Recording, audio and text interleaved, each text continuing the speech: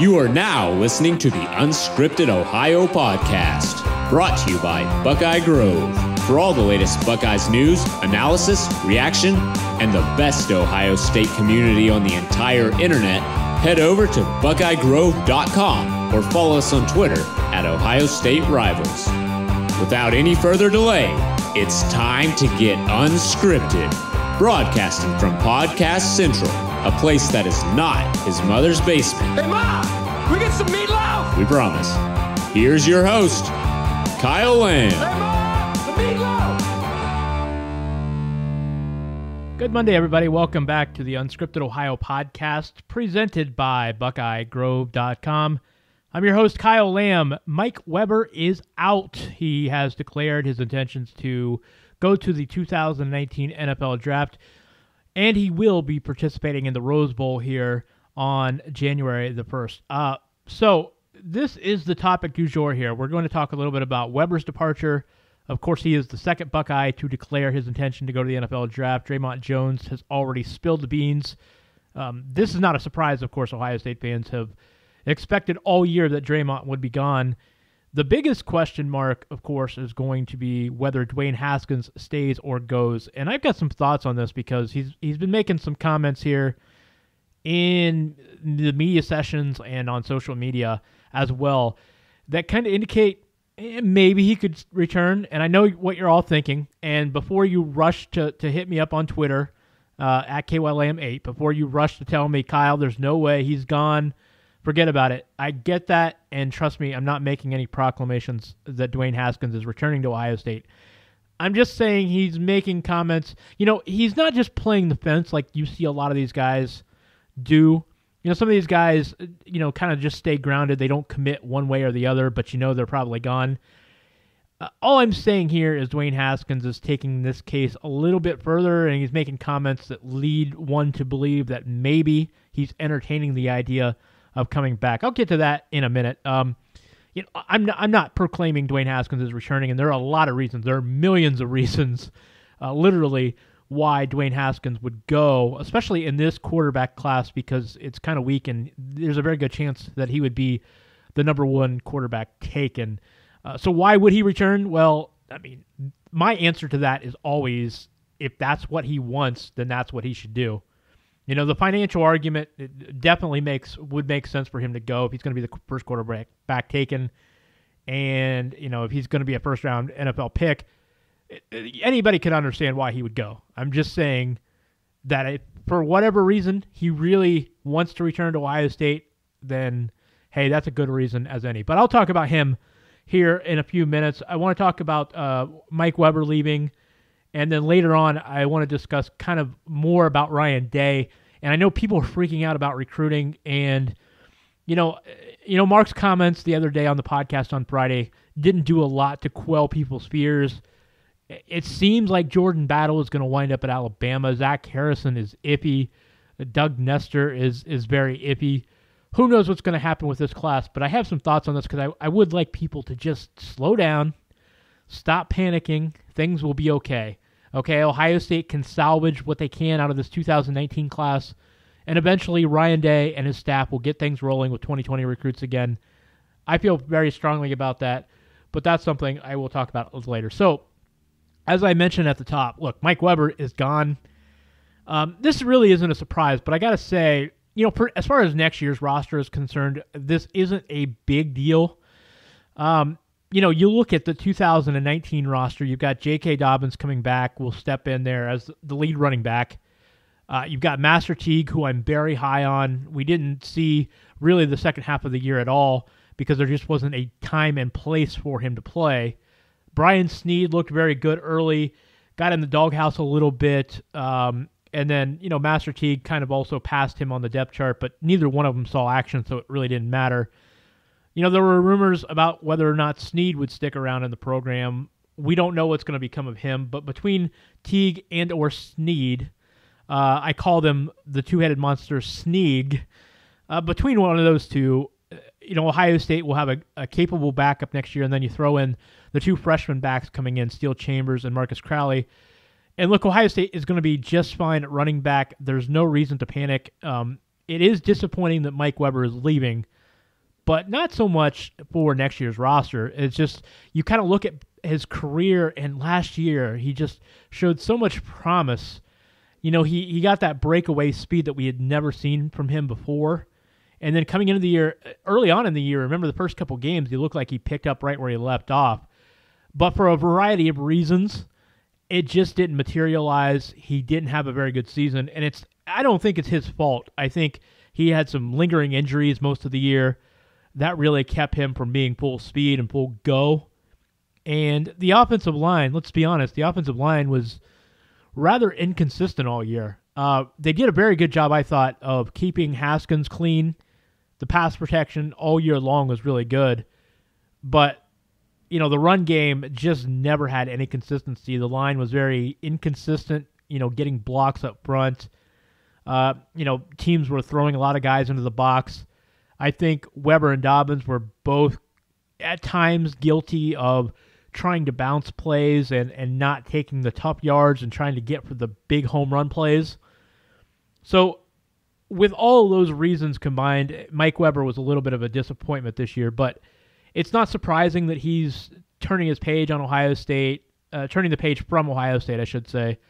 But you gotta like the guy. He was a tough worker. He did everything that was asked of him at Ohio State in his career, in his 4 years here. So it's time for him to go get paid, and hopefully he will have a huge Rose Bowl game and send Urban Meyer out and send himself out on a really big note. Next year's roster is going to be interesting for me because, you know, I mentioned the running backs. As far as running back is concerned, I think you know what you're going to get from Dobbins. The other guys are still a little bit of a mystery, but there's a lot of talent there. I think there's going to be a lot of depth. It really, I think the run game is going to be up to see what happens with the offensive line. You know, losing 4 starters, are going to be getting a lot of new guys in there. You hope guys like Nicholas Petit-Frere, you know, you hope he steps up. He's got to gain some weight, by the way. He's really slender. But if he bulks up and lives up to his potential, you throw in some of these other guys, you know, Wyatt Davis. Urban Meyer mentioned several times down the stretch that Wyatt Davis was coming along in practice.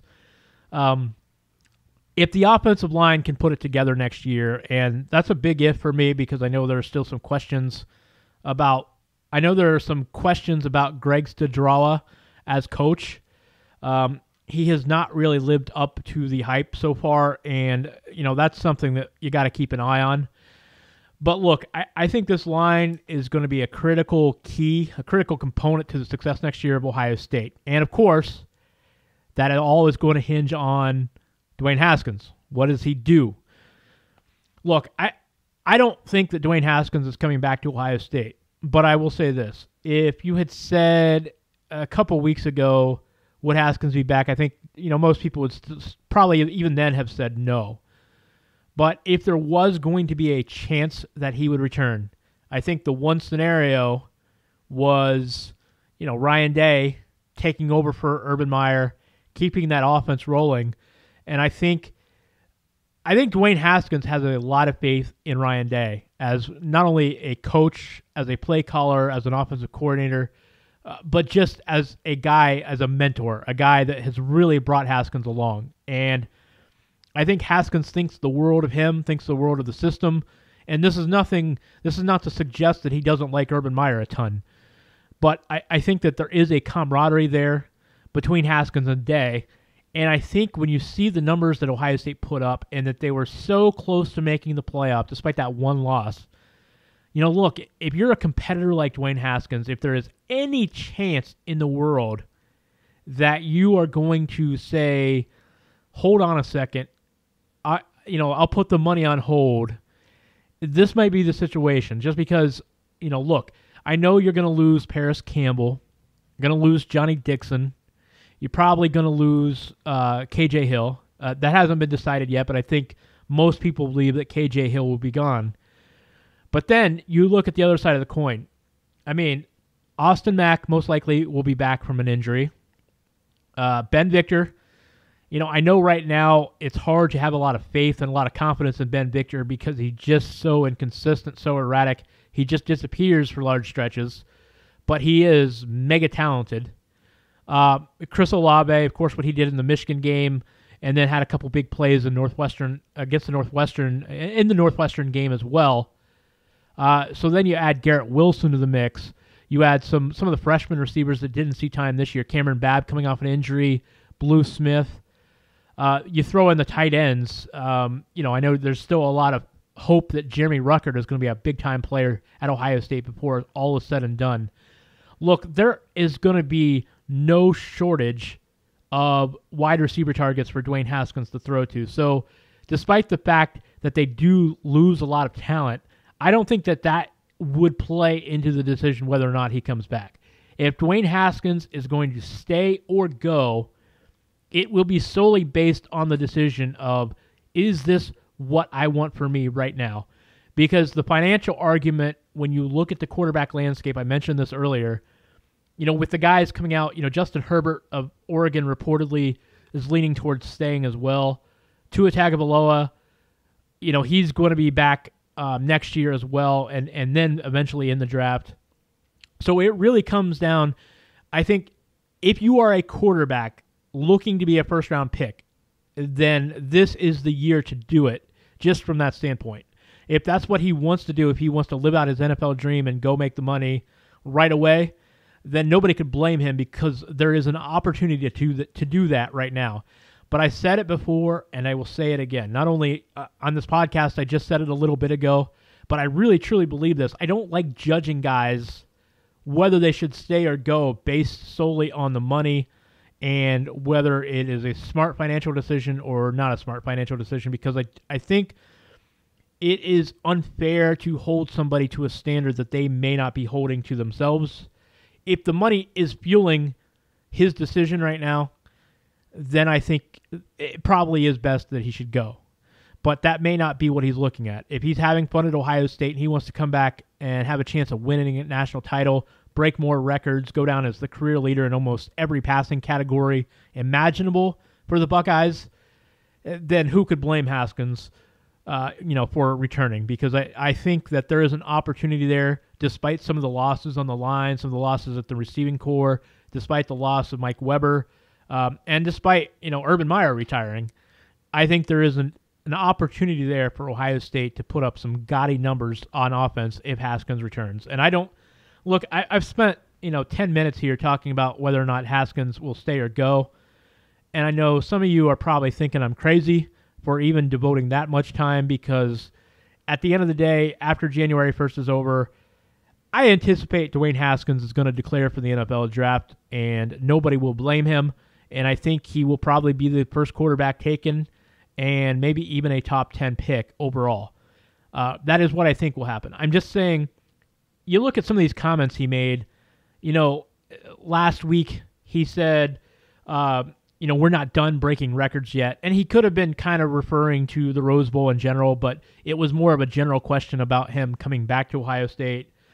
He made a comment on his Instagram last night, Sunday evening, when Mike Weber declared, kind of like a little teary face, saying, but we have one more year to go, Mike.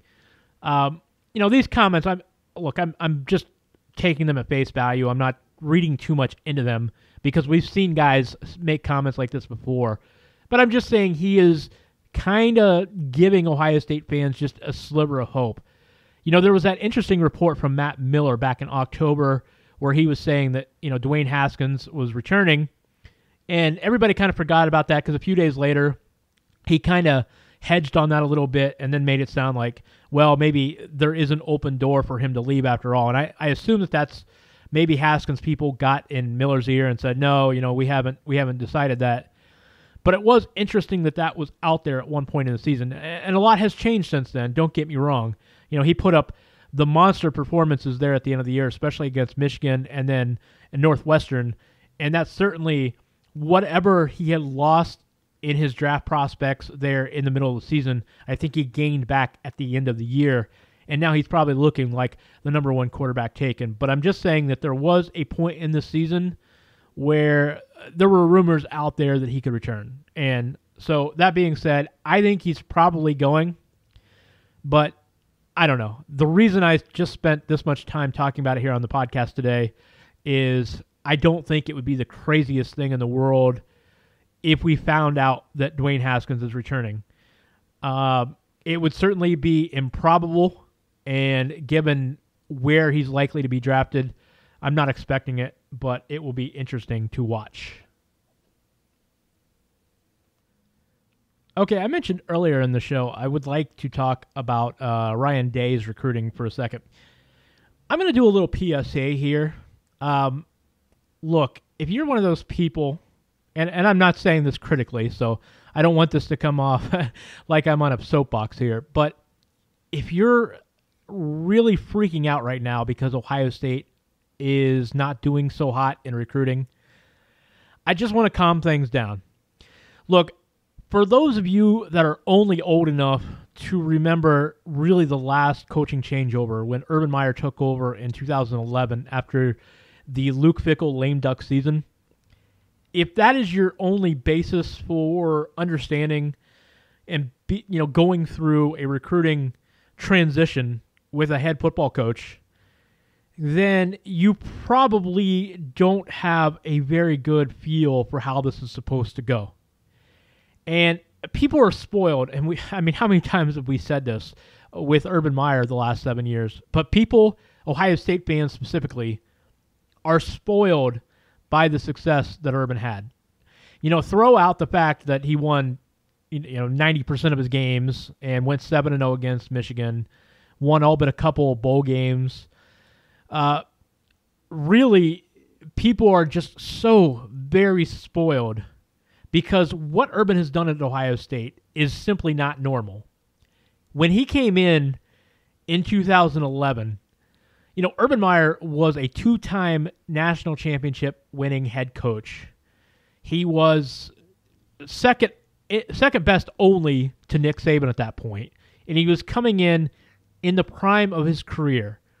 So every high school recruit that was coming out into college for the following season was at the age to where in their formative football years were watching Urban Meyer win titles at Florida and win big bowl games at Florida. And so Urban was a hot name, a guy that swept up every recruit in his wake when he came to Ohio State. That, though, is really an extreme exception to the rule. And I know there are people right now that are concerned because Ryan Day is not getting it done. He's not picking up a lot of recruits. There's the threat of losing Jordan Battle, which, may happen. He may well flip to Alabama for Wednesday. And Zach Harrison may well go to Penn State or Michigan. Doug Nestor may wind up at Virginia Tech or Penn State or Georgia, wherever. But no matter what happens with this 2019 class, and by the way, I think they will salvage the 19 class. I think they're going to keep all their guys except Battle. I think they wind up picking up Zach Harrison. I think they wind up keeping Doug Nestor in the end. That's just my opinion. That may not happen, but I think that's what will eventually happen. But you have to give Ryan Day more time than this because he's really put in an unfair position. He's following a legend. To the very fact that Ohio State is going to sign at minimum 13 of their 15 previous commitments for this 19 class is really actually pretty remarkable because when you look at most coaching changes, that you simply can't expect to keep everybody. You can't expect to pick up everybody late in the year that you've been chasing, a month before signing day, or in this case now a couple weeks before signing day, because of the early signing day with the starting up in the last couple of years. It's just not realistic to expect. If Ohio State had gone out and announced Urban Meyer's retirement and then, gone for a 10-day coaching search and wound up, hiring Matt Campbell, I'm huge. By the way, I think Matt Campbell is going to be a big-time star if given the right opportunity in this business. But if Ohio State had done that, I guarantee you the results of this class would be so much worse. And that's nothing against Matt Campbell.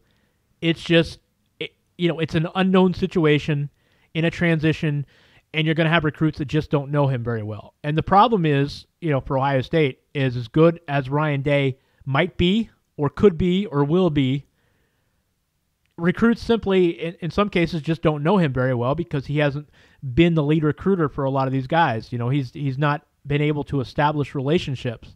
Urban, he was a knockout recruiter for a reason, and he was the lead guy with many of the big-time recruits. And so it's naturally going to be tough for Ohio State to replace that. It doesn't matter who it is. Any guy that comes in, if you haven't proven yourself winning multiple national titles, you're not going to knock the socks off of recruits right away because they just don't know you. And that's what Ryan Day is dealing with right now. But give him time, because I think if Ohio State can keep Nestor in the fold and then get Zach Harrison, and who knows, maybe they pull a miracle out and they're able to keep Battle as well, which, again, I don't think is going to happen, but we'll see. It's still going to be on the verge of being a top 10 class. And I know for Ohio State, compared to the success that Ohio State is used to, they usually get a top 3 class under Urban Meyer. So a top 10 class seems like a disappointment. But with all things considered, when you look at what Ryan Day is dealing with here, if he's able to salvage this 19 class, pick up Harrison, and keep Nestor, let's say they lose Battle to Alabama, that's a success. That's a win in my book. So if you're freaking out about recruiting, look, it could be a lot worse. And even if they had made a blockbuster hire, whether it was Matt Campbell or Bob Stoops or whatever, there's still a good chance they would be in the same position or worse than what they are right now. So don't freak out at recruiting. I think it's going to take time. I think that they're making the most of this 19 class, just salvaging what they have, maybe picking up 1 or 2 guys along the way. If Zach Harrison commits to Ohio State, that'll help a little bit. That'll leave you feeling somewhat positive about this class, I think, going into the late signing period. But we'll see what happens there. But the 2020 kids, look, there's plenty of time there. It's like Mark said on Friday on the show. There's way too much hand-wringing about the 2020 class. Legend Cavazos kind of backing away from his commitment. Paris Johnson taking a trip to Notre Dame. These things are going to work themselves out. Ryan Day is going to have the next 6 to 12 months to start forging relationships. He's going to get these recruits back in the fold, in my opinion. They'll pick some more guys up along the way. It's just really, if Ohio State can just keep what they have for the most part in the 19 class, there's no reason to panic. There's going to be, I feel strongly that Ryan Day is going to be a rock star. I really do. I think that it will take maybe a couple months of retooling, but I think Ohio State is going to turn right back into a machine very soon. And I know maybe there's a part of me that says that's probably a little overboard because it's hard to live up to what Urban did at Ohio State, but I also think that Ryan Day is very talented. I think he's very smart. I think he's charismatic. I think he knows football. And let's be honest, Ohio State does sell itself to some degree. And that doesn't mean that anybody comes in here and is going to be automatically successful because it's Ohio State. But when you have the characteristics and the traits that a guy like Ryan Day has, then I just simply think he's got an advantage that a lot of guys at other schools just don't have. And so I think he's going to come in here. He's going to kill it. He's going to crush it. If you're worried about recruiting, look, I understand this, but if you've been through a transition before, then you got to admit what Ohio State's going through right now is peanuts. This is just not a normal recruiting transition, and I think this is going to bear it out. Again, be patient. The 2019 class will take care of itself, but 2020 and beyond, I think Ryan Day is going to be just fine. I would say give it until next fall, and then you'll have a pretty good idea of what we're going to see here in the next class or two from Ryan Day. So, look, if you're panicking, take a deep breath, relax. Let's see what happens here the next couple of weeks with the 19 class. Don't expect miracles. Don't expect fireworks. Just see if Ohio State is able to hold on to the guys they got and pick up one or two guys along the way. And then everything after that is going to be 2020, 2020, 2020, because that'll be the key. Stretch runtime here at Unscripted Ohio. Kick up your feet as we cross the finish line with the Buckeye Beat, the latest in Ohio State news and notes. Kick the tires and light the fires, Big Daddy. Ohio State basketball, what a weird game on Saturday against Bucknell. If you missed this one, you probably saw the final score and you probably had to do a double take, or if you tuned in at the very end, all of a sudden, Bucknell's got the ball back with 14 seconds left with a chance to win the game. And of course, you knew they were going to go for a three-pointer to try to win it as opposed to going to overtime. And, their coach said as much afterwards. Credit Ohio State, by the way, on that final possession, because they played lights-out defense and forced them into really a prayer of a shot. So that was great defense by Ohio State. But this was a weird game, because if you just take the first 16 minutes of each half, Ohio State outscored Bucknell 67-43 in those 32 minutes. But in the last 4 minutes of each half combined, just under 8 minutes total, Bucknell outscored Ohio State 28-6. They finished on a 15-0 run, actually a 15-2 run in the first half. It was 15-0, and then Ohio State scored the last 2 points of the half to cut it to 1. And then, Bucknell had a 13-4 run at the end of the game in the second half. So just a strange game. Ohio State, I thought, came out, considering they had a 10-day layoff, I thought they came out playing pretty well. They started off really well offensively. They were moving the ball, getting great shots.